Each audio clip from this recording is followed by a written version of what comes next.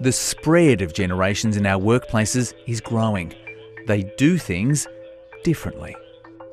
She loves her paper. She is a paper fanatic. She prints everything off, writes everything down. When you have IT issues, you don't have them with pen and paper. Now we've got to make it work. They've grown up in such radically different times that the gap feels even greater than perhaps what it has in other generations. This Adelaide office of private health insurer Medibank is emblematic of worksites across the nation.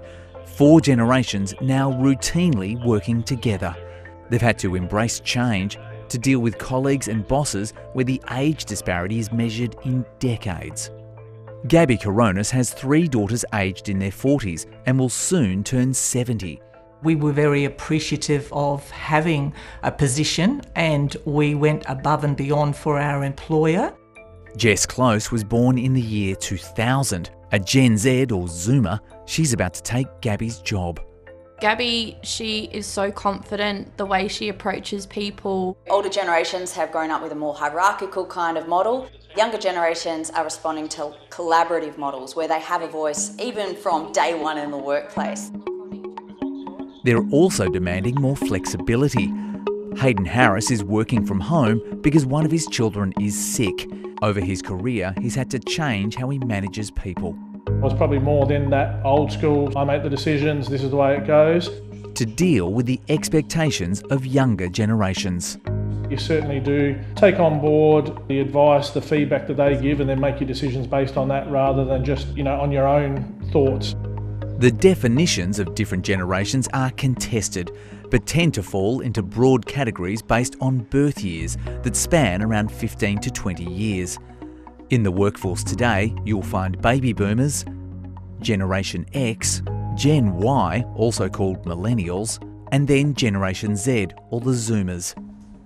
Generations share experiences and some life stages, but they aren't everything. But I think a lot of the views and perspective, both personally and from a work perspective, comes more down to the individual rather than the age.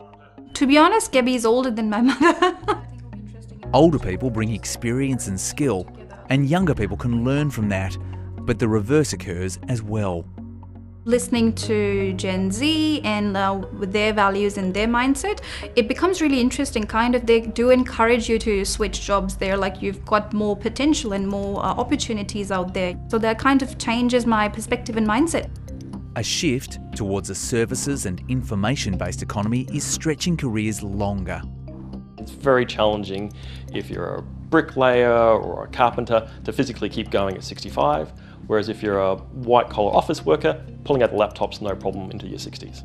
The flexible and work-from-home revolution has also helped people step down gradually. The COVID working from home experiment provided confidence that you can have people kind of chiming in and out of organisations, and it's not going to impact on productivity. Across the nation, work sites and tea rooms are full of people like Jess, Deeksha, Hayden and Gabby. The silent generation are largely in their 80s, whereas the oldest members of Generation Alpha are just starting high school. Soon, they'll join the youngest baby boomers in the Australian workforce. Everyone brings their own experiences and knowledge and what happens at their stage of life into the picture. Generations trying to make it work.